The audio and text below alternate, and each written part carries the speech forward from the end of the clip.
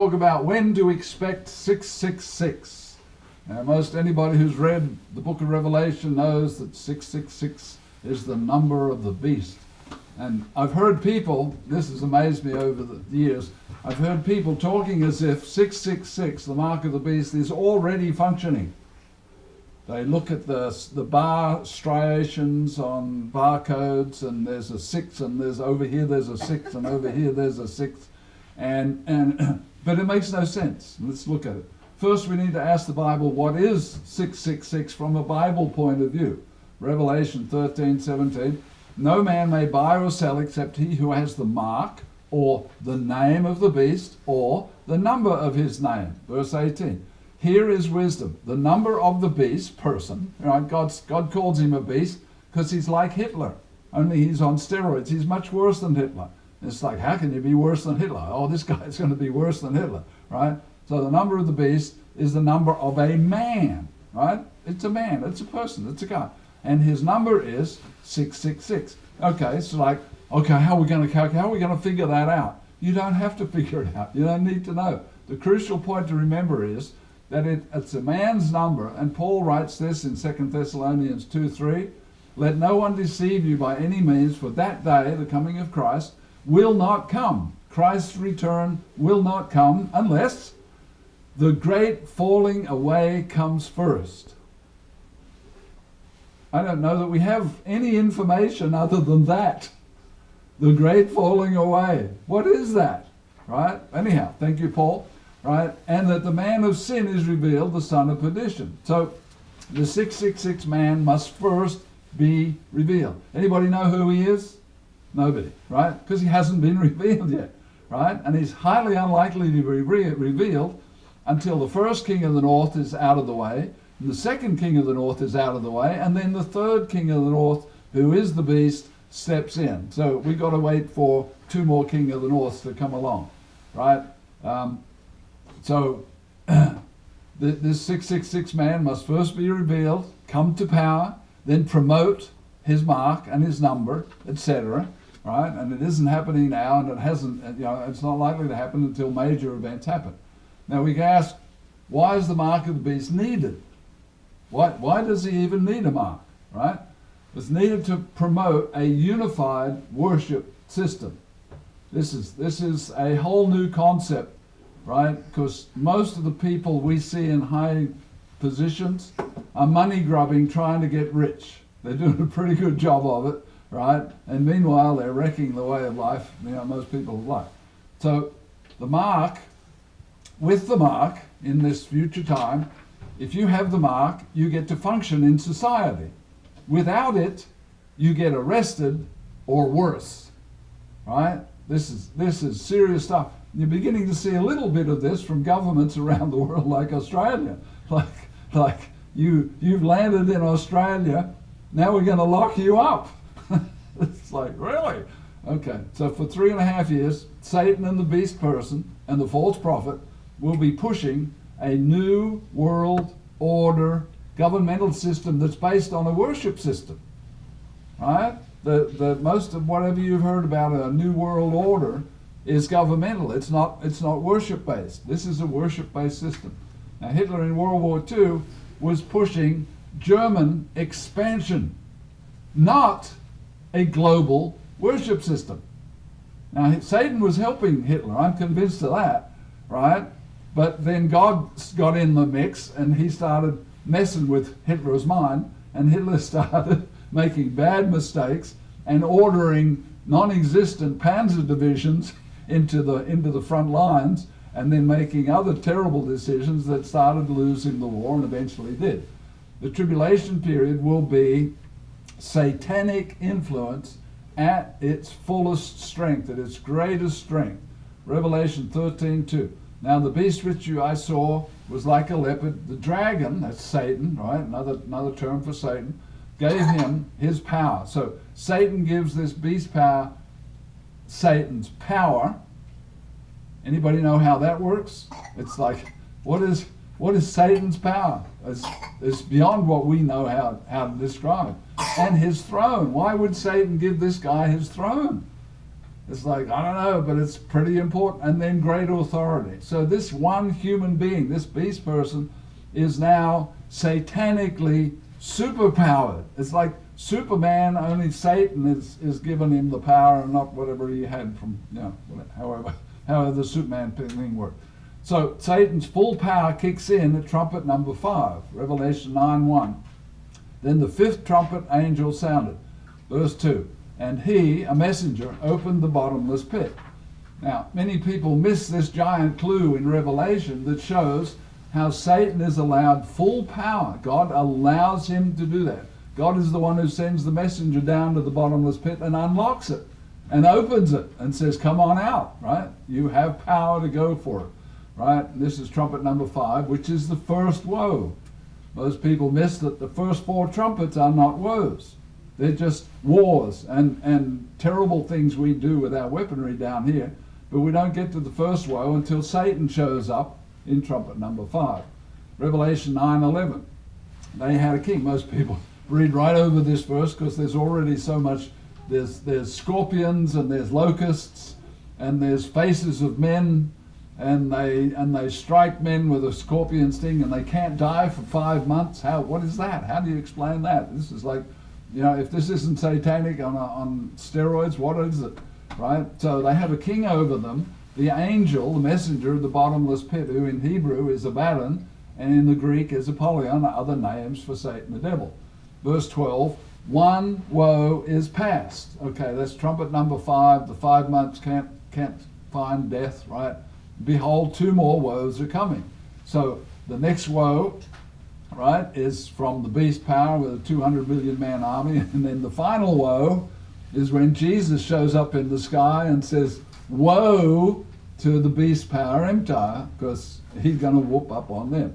So the first 4 trumpets are not woe level, right? They are serious, but they're not woe level events, right? Satan has always wanted to be worshipped. You see that when Satan tempted Christ, he said, worship me, right?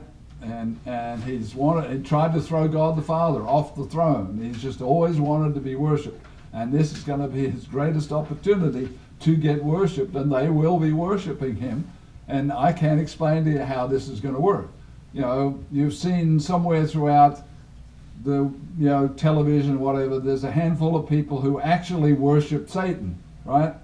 And that's kind of weird and strange, and how does that work or whatever, right? They go, the whole world is going to do it pretty soon, Revelation 13:4. So they worship the dragon, Satan, who gave authority to the beast person, and they worship the beast. So this is like a one world ruling government driven by Satan, the devil, who's given his power to this Hitler-type beast person, and he gets worshipped, right? And this is all about, a godly person is running the earth. It's a little bit like Jesus is going to do, only the real Jesus will run the world because he is the creator of the universe, and he's got superpowers far greater than Satan, the devil, can turn loose, right? So this new worship system includes a man-made image of the beast person, which is a little strange. It's like, who's going to fall for that? Right? Well, if you went, anybody been to the Vatican over in Rome? Anybody been there? Okay. If you went there, they have all kinds of statuary of Peter and Paul, and there's a Peter. The story goes that they would let people kiss the toe on the statue of Peter. Well, ultimately the toe started to disappear because every time somebody moistened it and kissed it, a little bit of the toe disappeared. So eventually they had to stop that. Otherwise there would be no statue left. Eventually people would kiss it, gone, right? So it's like, yeah, but we're modern people. We don't worship stone idols. I mean, we've got cell phones. We've got the internet. We don't worship a man-made image. Well, it's coming. God says it's coming. Satan says it's coming. It's coming, right? So Revelation 13:14, he deceives those who dwell on the earth, telling those who dwell on the earth to make an image to the beast person. This would be like making an image to Hitler in World War II. Or it would be like Nebuchadnezzar. Remember? back in Nebuchadnezzar's days, they made an image that looked like Nebuchadnezzar. And they said, when you hear the music, you fall down and you worship. And it's like Shadrach, Meshach, and Abednego could have easily done this, right? I might have been tempted to do this if I was back then, right? You hear the music, so you bend down and you fiddle with your shoelaces, right? You know, everybody else is bending down to worship, and you're just down there fiddling with your, until everybody else gets up, and then you get up. It's like, well, I didn't worship. I was just fiddling with my shoelaces, right? But anyhow, they made a point, and God saved them, right? So worship of an image is coming. Now, true believers will know in an instant that this is not God. God commanded this for mankind in Exodus 22. I am the Lord your God. I'm the boss. I'm running things. I created the universe. Verse 3, you shall have no other gods before me. Verse 4, you shall not make for yourselves a carved image or any likeness of anything like a man that is in the earth beneath or in the water under the earth. Verse 5, and you shall not bow down to them or serve them, for I, the Lord your God, am a jealous God. Well, anybody who's ever read Exodus, everybody who's ever read the Bible knows that the God of the Bible says, don't do it, right? So how can modern technology people make an image and fall down and worship it? Because this thing is spooky. It's satanically driven. If everybody is doing it, whether they understand it or not, that doesn't matter. If everybody's doing it, guess what? You better be doing it. Right? And that's the kind of atmosphere it's going to be in. So, in the tribulation, humans will be divided into two groups. Those who worship the beast and those who do not. Now, the good news for those who do not is, if they're serving God and the beast kills them, near as we can understand, they go straight into the kingdom of God as soon as Christ returns. Right? Which is less than 3.5 years. So that's a pretty good deal, right? Some of us have been in the church for 50 years, right? Gary, maybe 60 or 70 years, I don't know, right? And it's like these new converts in the tribulation, they just have to be faithful unto death for a short period of time, and God will take them into the kingdom. Revelation 13:15. It was granted to him to give power, to give breath to the image of the beast. Now, this is a little extra spooky, and you could say, well, it's easy to make an image and wire it up with speakers, and and have some guy in the back room do the talking for the image. It's like, no. This is Satan. This is Satan at his best. That the image should both speak and cause, and it says, cause as many as would not worship the image to be killed. How does this image made of stone or whatever materials, how does it cause people to be killed? Well, it issues the order. It can speak, so it issues the order. Kill that guy, right? So again, we look at verse 17 in Revelation 13:17. No man may buy or sell except those who have marked the name of the beast or the number of his name. Now, without the mark, people will not be able to earn money. And we all know that earning money is what keeps everything running and keeps food on the table. Or they won't be able to buy groceries. They can't go to the marketplace and buy groceries if they don't have the mark or the number or his name. So this will be a total control of population worship system. And we're getting a little glimpse of total control of population already. All because we're all spooked at like, oh, the COVID's coming to get us. Right? And then they did everything wrong, it seems like, and the whole thing span out of control. So when will we see the countdown to 666 begin? Jesus wants Bible believers to have knowledge ahead of time. That's why the book of Revelation exists, so that they can watch the hand of God fulfilling the prophecies. Now, God didn't give us a Daniel for the war for independence. Right? If you can find the War of Independence anywhere in your Bible, please let me know, because I've never heard anybody suggest that here it is, right there, right? Okay, if God had said, well, first they're going to sign a Declaration of Independence, right? Wouldn't that be cute if that was in the Bible? Now, until they actually signed it, everybody would say, oh, that's never going to happen. I don't know what that is in the Bible, but that's never going to happen. And then boom, on the 2nd of July, they signed the Declaration of Independence. I know, you're all thinking it was the 4th. They made the proclamation public on the 4th, but they signed it on the 2nd, right? And then if God had step by step by step by step showed everybody in a prophecy how the war for independence would eventually be won, they could have all been going, oh, the hand of God. Oh, look, the hand of God. Oh, look, the hand of God, the hand of God, the hand of God, right? But he didn't do that, right? He's doing that through Daniel for these events coming up and through the book of Revelation. So Jesus wants true believers to have knowledge ahead of time so they can watch the hand of God fulfilling prophecy. If you're watching God fulfill what he said would happen, should you get excited? Yes, you should get excited. You should say, God said this thousands of years ago, and now he's making it happen just the way he said it, right? So Jesus provided 2 giant mile markers in the countdown to the tribulation. These 2 giant events will appear on all the TV news channels as they're occurring, right? So it'll be like, ooh, look at that.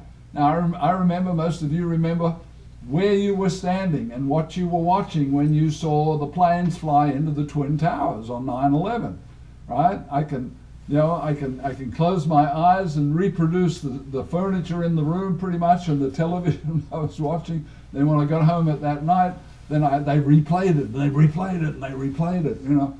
Some people don't like Bible prophecy, so they prefer to wait until the tribulation suddenly begins, right? I've heard people pretty much say that sort of thing. You know, don't bother me with the details. When the tribulation begins, the day of the abomination, of desolation, whatever, it's like, okay, now we're into this, right? Okay. So for those people, we start with the 30-day period before the tribulation starts. And Jesus uses Daniel to give us the facts. Daniel 12:11, you have to read this slowly and sort through it and ask questions. From the time that the daily sacrifice is taken away and the abomination of desolation, which I believe should read, the abominable desolator person, right, is set up, there shall be 1,290 days. Okay, you can all figure out 1,290 days is 30 days longer than 1,260 days.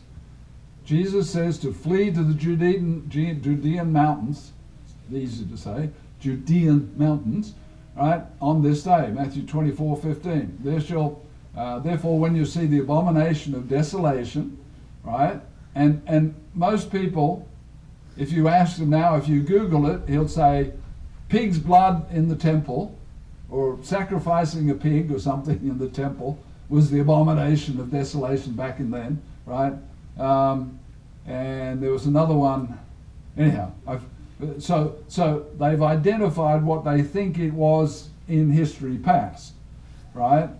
But essentially, you know, Paul tells us that the guy is going to sit in the temple of God showing himself that he is God, and people will believe that he is God, and that's the abominable desolator person who is bringing desolation to Israel, right? So Matthew 24:16, let those who are in Judea flee to the mountains. The reason for fleeing is that the true believers who do flee to the mountains, they avoid dying in the war in Luke 21:24. And they will fall by the edge of the sword and be led away captive into all nations, kind of like what happened in World War II. They went into prison camps. And the Israeli people have vowed and sworn that it'll never happen again. And God says, sorry, I wrote in Luke 2,000 years ago, it's going to happen again. And you think it won't happen again, and you think your nuclear weapons are going to prevent it from happening again. Guess what? It's going to happen again, right? But if you flee to the mountains, you're not in society. You don't need the mark of the beast. You don't need the number of his name, etc. You don't need 666 because you're not down in the marketplace buying and selling. You're not re-roofing and earning, wages for doing the re-roofing. You're up in the mountains and you're living, hand to mouth, whatever. God will help you. If you flee the mountains, he'll help you live there for the tribulation. Okay. Jerusalem will be trampled by the Gentiles for 3.5 years. So the beast person is about to war with Israel and to destroy them as a nation 30 days before the beginning of the tribulation to 1260 days. So Daniel 12:7, then I heard the man say that it shall be for a time and times and half a time. It's a little curious, but basically the scholars all agree that means 3.5 years, and that comes to 1260 days.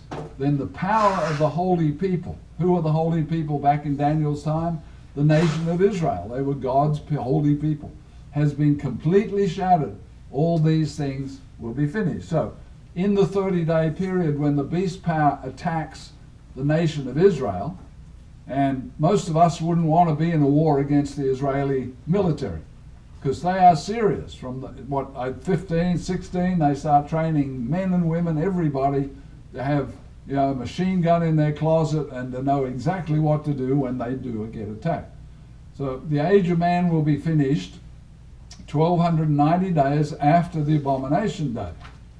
Right? That's the coming of Jesus Christ. And 1260 days after Israel is destroyed. So if you see in the future Israel being destroyed, you can know the tribulation is right at the beginning of the 3.5 years, and then Christ comes at the end of the 3.5 years. So now you know where you'll be in tribulation, right? In the countdown to tribulation. But God has given us more information.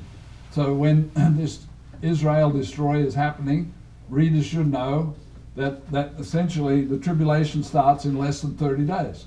All right? So mark that on your calendars, right? Now, other people prefer more than 30 days warning, and Jesus uses Daniel 11:41 through 12:1 for a longer countdown to the tribulation. Daniel 11:45, he shall plant the tents of his headquarters, or palace, between the seas of the glorious holy mountain, that's where the temple stood, yet he shall come to his end and no one will help him. This he is the mighty commander-chief that overthrows many Arab nations and destroys the armies of Russia and China, who are now begging to have a comeuppance, right? Is that how you say it in Arkansas? Is comeuppance part of your language up here? Anyhow, I like that. There's a comeuppance. We don't use that in Australia, but anyhow, it's good. So reading verse 45 again, right? It says that he comes, he comes to his end and nobody will help him. So we lose a superpower, right? And then the very next verse, one verse later, now we got tricked because the translators said, let's have a new chapter and start a whole new line of thinking, except the first 3 words of chapter 12 say, no, you can't do that. Because it says, at that time, and at that time can only refer to the verse immediately before it, which is verse 45. At that time Michael shall stand up, and there shall be a time of trouble, such as never since there was a nation even to that time. That's the time of the tribulation that Jesus described. So it's like when Daniel 11:41, 2 and 3, the Arab war saves Israel, right? Verse 44 destroys the armies of Russia and China. Verse 45, this great, powerful, superpowered, entity comes to its end, right? Very next verse, tribulation begins, right? Now, if you compare that to the 3 verses over in Daniel 11:19, 20, and 21, when the first king of the north stops, the second king of the north wants to tax the Israeli people, who are still taxable. They're still a functioning nation, right? But he's dead within a week. So how long is a week? A week is not very long, right? Whatever it is in prophecy, it's not very long. So second king of the north is virtually out of the way, right? In that tiny sliver of space between verse 45 and 12:1. And then the third king of the north, right? The beast power, the 666 guy, steps out onto the stage and he starts setting up the tribulation. So a time of trouble as there never has been for all mankind. So the tribulation starts just after the end of World War III, right? And how many of you, here's a good show of hands, how many of you think the Arabs would love to destroy Israel right now? Right? It's already here. It's already here. Now, why haven't the Arabs destroyed Israel lately? Or at least in the 4 years of Trump. Why didn't the Arabs do it during Trump's reign? Right? Because they knew Trump would thump them. Right? They saw what Trump did to the Syrian Air Force. It was like, don't you dare use those chemical weapons on your people again, or I will hit you. And in the middle of the night, he's having dessert with the China guy, and in comes 59 cruise missiles and destroys most of the guy's Air Force, right? So he never did that again, did he? Right? He said, I don't want to lose more of my airplanes, right? So you know, for those 4 years, Trump held them off. Okay, so in Daniel 11:41, the great commander-in-chief shall enter the glorious land, and many countries shall be overthrown. That's the Arab countries who want to destroy Israel. Now the USA entered Kuwait years ago, you may remember, it was on TV, and defeated the armies of Iraq. This time, we'll enter Israel and overthrow the Arab nations who are trying to destroy Israel. Verse 42, and shall stretch out his hand against the many countries, and the land of Egypt shall not escape. Verse 43, and he shall have power over the treasures of gold and silver, and over all the precious things of Egypt, and also the Libyans and Ethiopians. So this shows that it's not a nation-building setup. This is a we take control, which is exactly what Hitler did in World War II. When he rolled into France, he just said, everything in France belongs to me, Hitler. That's how he overthrew the French people. So Jesus wants Bible seekers to see the hand of God in action as the countdown proceeds. And right now, I used to work as a stage manager, and we'd have that big curtain closed. The audience would come in and take their seats, and they'd be chattering and twittering amongst each other, and the house lights would be up full, and we'd set everything on the stage behind the curtain ready to go, right? And then we'd have the guy dim the house lights, and that would be a cue. Oh, quick, we're going to start real soon now. Everybody into your places. And then the moment occurs. The curtain begins to open. And there on the stage you see the major players for the play that you're going to watch. Well, we've got the major players already on the stage, right? We've got Russia, we've got China, we've got the Arab nations, we've got Israel, tiny little Israel, just begging to be attacked. And they've won the wars in the past, but now this is not an airplane and tank war. This is going to be a missile war. They've got 150,000 missiles dotted around Israel ready to be fired. How do you stop 150,000 missiles, right? Woo, it's going to be big, right? But first they have to deal with America, because they know if they do it while America is leaning towards helping Israel, they'll get thumped like they did before. Okay, so Jesus wants Bible seekers to see the hand of God in the count and be excited that God is doing what God said he would do, and that means he's going to do more of what he said he would do, and that is to bring Jesus and set up the millennium, the 1,000-year peace and prosperity and no more war on planet Earth. Revelation 1:1, revelation of Jesus Christ to show his servants. The whole purpose for the book of Revelation is to show those who pay attention to what God writes in the book of Revelation, to show his servants things that must take place speedily when they begin to take place. The count began in Daniel 11:40. Most people don't see it. Now we watch for the giant Arab-Israeli war that results in many Arab nations being overthrown. And even now it's like, well, I don't see how that can happen. Well, do you see that most of the 1.6 billion Muslims want it to happen? When you have 1.6 billion Muslims who want it to happen, is there a good chance that it will happen? Sure there is, because they can overthrow their governments when the time comes. Okay, after the huge Middle Eastern war, World War III, comes satanic beast power empire that destroys the nation of Israel. So Israel is saved from the Arabs, and then along comes the beast power, and Israel is destroyed by the beast power, and that's how God wrote it, and that's how it's going to be. So as we see the events of the news outlets, we can know for certain that the Great Tribulation is about to begin when Israel is destroyed. This is when we should expect 666, the mark of the beast, to commence.